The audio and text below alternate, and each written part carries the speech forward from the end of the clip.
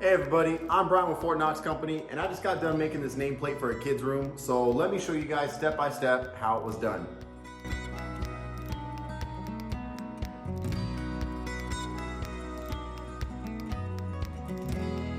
So really quick, if you haven't already, go ahead and subscribe to my channel. It really helps me out. If you like this video at the end of it, hit that like button, comment if you have any questions, but we'll just jump right into this. Normally, it's not something that I build a lot, but I do it on occasion. And recently I had somebody reach out to me and ask if I could make a nameplate because they saw that I made one for my son's room. So of course I said, yeah, I'll do it. We'll jump right on it.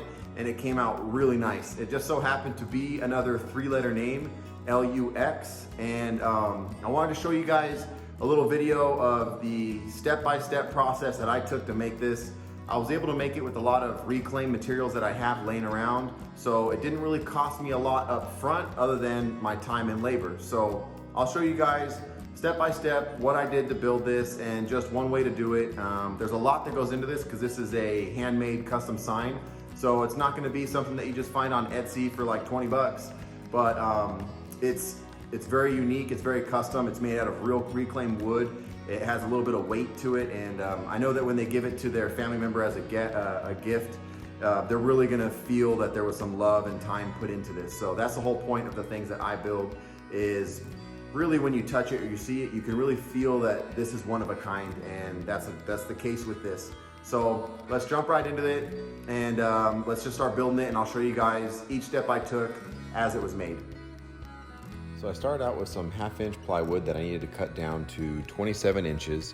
This is just some stuff I had left over from some other projects, so it made it really nice and easy to find. And I just cut this thing down, and I'm using 8-inch letters on the sign, so the width is already cut down to 12 inches. I then used some reclaimed wood, which I got from these pallets. I'm gonna be making some videos on how I actually make my reclaimed wood. I needed to cut those down to size. I figured 4 inches would be good because the backboard is a total width of 12, and I wanted to have more than just 3 runs, so I divided it by 4 and I came out with 3 inches each. So I'm trimming each side, running every single piece I had twice down to the final width of 3 inches. This is probably the longest part of the whole process, but it's really satisfying when you see everything all lined up together and all the edges are meeting up nice and clean. I then had to go lay out and get an idea of what it was going to look like. My goal was to not have any seams lining up in the middle or having all the seams line up in the middle. So I had to square up each end and then lay them out one final time to really see which long ones and short ones I was going to use. And the goal was to try to stagger the seams to look a little bit more natural. After marking them and cutting them to size, I got them all to fit nice and clean on the backboard, which was 27 by 12.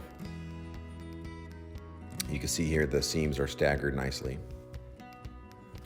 So now I'm gonna secure them to the backboard with a little bit of wood glue and some nails, and I made sure to use all the pieces in place. So I just kind of removed them from where they were, glued them down. The seams are square and straight, so they line up really easy, and you can't see any of the backboard behind it. The next step was to give it a quick sanding. I wanted to make sure that the surface was nice and smooth and there were no splinters. This is going to be going into a kid's room, and even though they shouldn't be touching it, I don't want them getting any splinters from this if they were to handle it. So I wanted to make sure it's smooth and that it would accept the stain. Then I had to apply a nice quick layer of stain. I used natural on this. It brings out the wood tones, gives it that wet look, and we can move on to the next step, which was figuring out the thickness and style of frame. I had to lay the letters out, and together I just measured it to see how thick it was, and it just so happened to be 1.5 inches thick. And that worked out perfectly because, as you know, 2x4s are about 1.5 inches thick.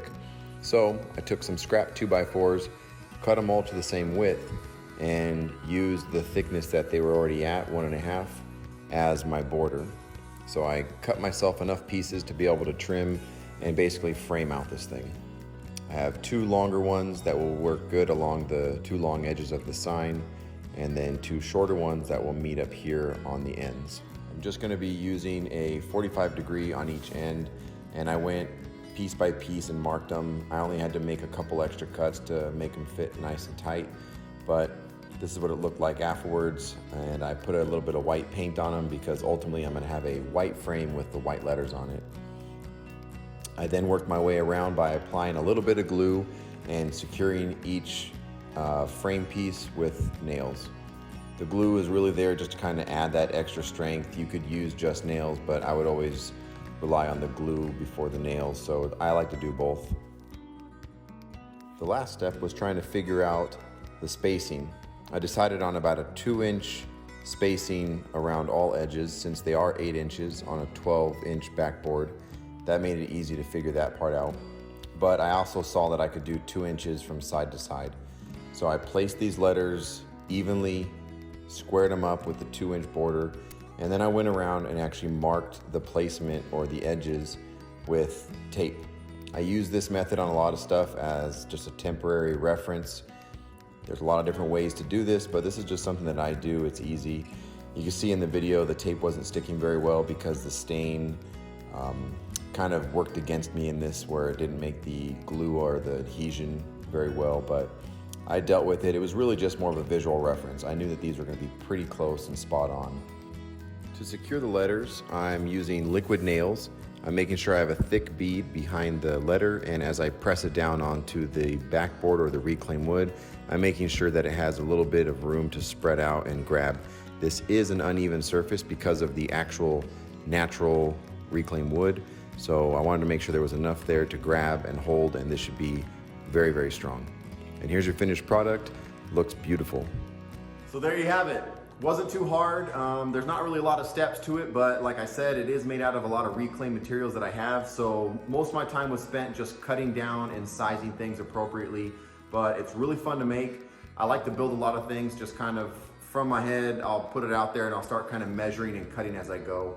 I usually start with like an initial design or how I think it's gonna go together, and sometimes I have to adjust on the fly, but that's the fun in woodworking, and it helps develop your skills when you're doing it. So it's really good to have some plans or draw it out, but sometimes I like to just come in here, start cutting and put it together. So that's kind of like what it was. I filmed this just step by step. The other hard part was just really adjusting the camera each time to film it. But I did it for you guys so you can kind of see what happens here, and maybe you can learn something from the things I did, or maybe you get an idea on a project that you can build yourself. But this thing came out really nice. I can't wait to give it to them.